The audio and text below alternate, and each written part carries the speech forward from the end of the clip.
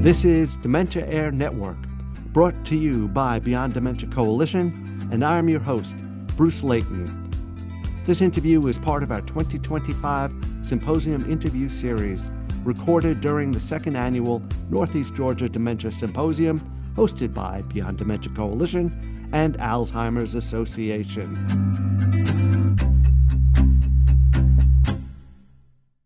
Hello, everyone. I'm honored to welcome Annie Long.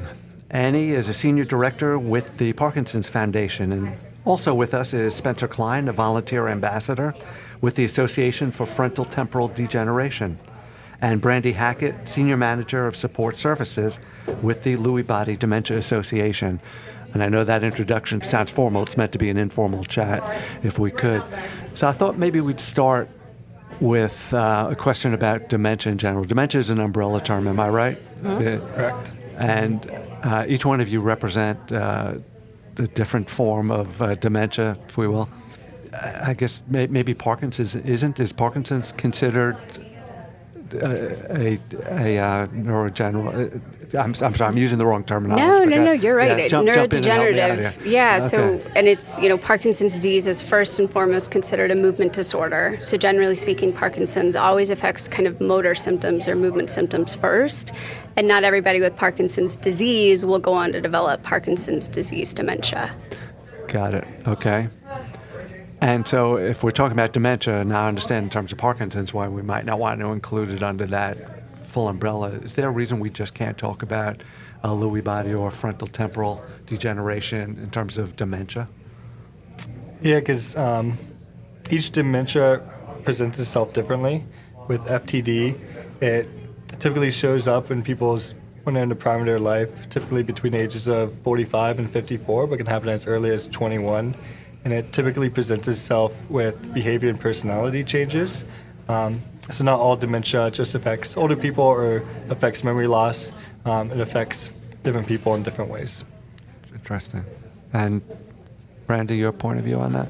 Yeah, I agree with everything that we've said so far. It's, I think talking about dementia is very important, but I think where families find sort of the most ideal support, where they can get answers that are specific to what they're dealing with and find others that really get it with what they're dealing with, you do have to break it down. You do, I think, do better when you can find community that is most like what you're dealing with. And so that's where I think a lot of the dementia labeling, getting beyond that initial label and really clarifying that diagnosis is helpful because it helps you link with community that supports you, whether it be FTD or PDD or ours, Lewy. Finding, once you start narrowing that funnel and finding those people, it's just a whole different level of support. Yeah. And so what about the resources that are available to somebody that's been just recently diagnosed in terms of finding the resources? Do you help them as from an organizational standpoint find those resources? If I had advice for people in that seat, I would say take a deep breath first. Typically what we find is with any condition, progressive dementia, it's typically a marathon, not a sprint. And a lot of people start very quickly, so many hours a day trying to find those next answers, those next steps. So we try to help people find a place to start within that sort of muck, and sort of what's the first thing to learn, what's the first connection to make. And so we really help people design something that works best for them. And I think it has to be person specific, because if you yesterday were Googling for 8 hours, I couldn't tell you to Google 30 minutes a day. That's too much of a jump. But I could say, can you try today for 4 hours instead of 8? So I think it's important to face these new diagnoses and circumstances, even as larger organizations, to know that these are individual people. So every phone call is a little different, and those directions can be a little different depending on the situation. When we're talking about Alzheimer's, and I'm also a community educator for the Alzheimer's Association, we talk about early intervention or diagnosis and what can be done because of early intervention in terms of just planning and things of that sort, as well as with new treatments that are coming to the forefront, being approved by the FDA and whatnot, that it can be applied earlier if you know. What about frontotemporal? I didn't realize the onset was that early. Typically happens, again, between the ages of 45 and 54, but it can happen later in life as well. It's the most common dementia for people under 60. So it does typically happen in the prime of their life when they're in the height of their career with young families. My dad started showing symptoms in his early 40s and passed away when I was 14, so that's what drives me for my advocacy and spreading awareness. But it took 7 years to get an accurate diagnosis, so it's important for people to get an accurate diagnosis so they can get the proper resources and be connected with the right people who understand the disease and can help guide them on a path with a brighter light rather than just constantly drinking from a fire hose trying to figure out what's wrong with your loved one. Yeah. And what about the caregiving community? Do you find the caregivers are included in the equation in terms of the discussions that happen? Mm-hmm. I mean, you're speaking to both person diagnosed as well as the caregiver, I'm assuming. How do they play into the equation? I mean, caregiver support is definitely important, and the AFTD offers grants to help support caregivers. It's like you're managing life and crisis at the same time and just trying to figure out what's best for your loved one and what's going to make them the most comfortable throughout their journey. It's really important. The Parkinson's disease, I know, is now considered the fastest growing neurological condition in the world. And so again, not everybody with Parkinson's disease will go on to develop dementia, but it's obviously a huge concern. Like, my mom's been living with Parkinson's now for 12 plus years, and her biggest fear was not the movement changes, the potential disabling symptoms, maybe someday being in a wheelchair and a walker, but it was, am I going to be able to communicate with my loved ones, my grandkids? Am I going to be dealing with cognitive impairment or dementia? So it's really those unseen, kind of what we consider more of some of the non-motor symptoms of Parkinson's and other conditions that are similar that I think provoke the most anxiety in patients and their families. Going back to your question about early intervention, I mean, for us on the Parkinson's side, at the Parkinson's Foundation, we try and educate community members so that you can identify early signs, because early intervention is really important in Parkinson's. Getting connected to the right resources, making sure that you are exercising, I say as if your life depends on it, because it does. So there are, lots of things that can be done, at least on the Parkinson's side of things. Generally speaking, Parkinson's is supposed to be a slower progressing disease. That said, when you think about caregivers, burnout is huge. It's not a disease where you're caring for someone for, a few years, and that's hard in and of itself, but, to be caring for somebody for 10, 20, 30 years. I mean, it's a lot. It's a lot on families. We call it the family disease, because it's not just affecting one individual, it's affecting the entire family, which I think is true for and these are generally unpaid dimensions. caregivers also, right? Yes. So the financial burden that they carry, I know I'll be speaking to somebody in just a little bit, and his comment was, he wrote a book on it, said his life savings were almost wiped out because of what was necessary. We do use the term diagnosed with, but we say as often as we can living with, because that's the thing. You talked about early diagnosis. Diagnosis is a point in time. Yeah. Most people, once they're diagnosed, unless clarified and other things happen, but there's so many Tuesdays after that is the way that I say it, and there's so many days where the person themselves are experiencing changes and the people that are around them that love and support them are watching those changes.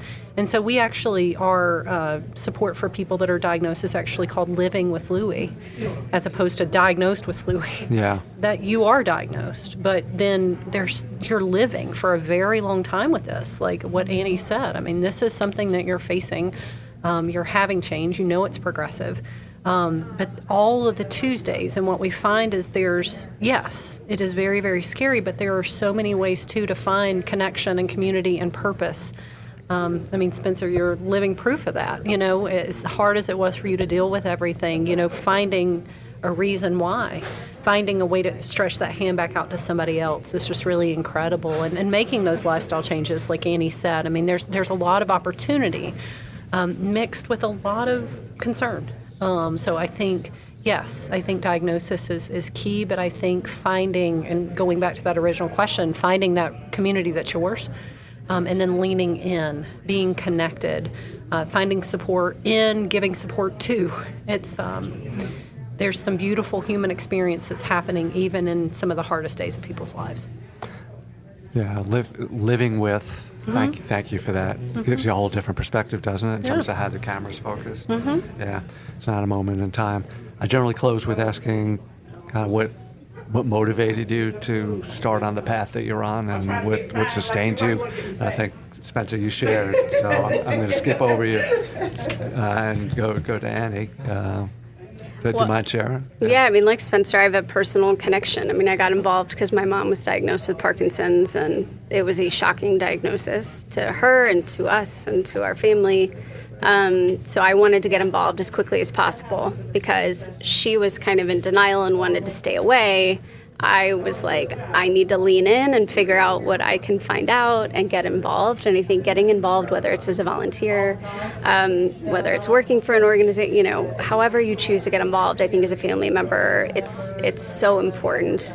It does kind of help. Not that I used to think the universe picked the wrong person when they picked my mom, but, in many ways, I think, they kind of picked her on purpose because now she's able to mentor others and help others who are diagnosed with Parkinson's. So thank you for that.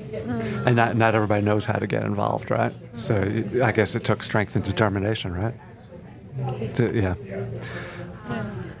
I've been a social worker now for 21 years, which is hard to believe. It's about how old Spencer is. But it's when I first started in social work, I thought I wanted to work with children. And my internship supervisor put me in a nursing home for my internship. And so that started on the path. And so I've worked with dementia for 21 years. This opportunity at LBDA, a door sort of flung open for me, and was invited by a dear colleague of mine, Kim, who found out this position was open and reached out to me, and she said, "Don't you dare share that. That's yours. We need you." And so here I am, 5 years later this weekend. And the more I'm in it, the more I want to be in it because I see why. Yeah. Why the heart is needed, why the head is needed, why the advocacy is needed. I mean, it's representing the community we serve. We are the voice, and there's such power in that, and there's such trust in that. And so I'm grateful to be trusted to be in this space, but I think that's really what brought and what keeps is I know anytime I'm behind a mic like this, I've got 35, 40 people behind me going, "Brandi, you should have said that better. Brandi, you should have said that differently. Thank you for saying that." Yeah. And so I think that's really important to know and to really represent and understand the communities that we are here for because we're really here for them. All of our orgs are built because of them and their journey. Just in closing, so we often talk about the existential nature of the threats we face, if we want to call them threats. But I've come to realize that the work is done in the community, right? It's generally with heart and emotion and just the way you've just presented it. So thank you for the work you do. Thank you for being here, Spencer, Annie, and Brandi. Thank you so much. Appreciate it. Thank you. Thanks for having us. We hope this brief but meaningful conversation offers a vital perspective on dementia care, advocacy, and the power of community. This is Dementia Air Network, where voices matter and stories connect. Until next time, stay curious, stay compassionate, and keep the conversation going.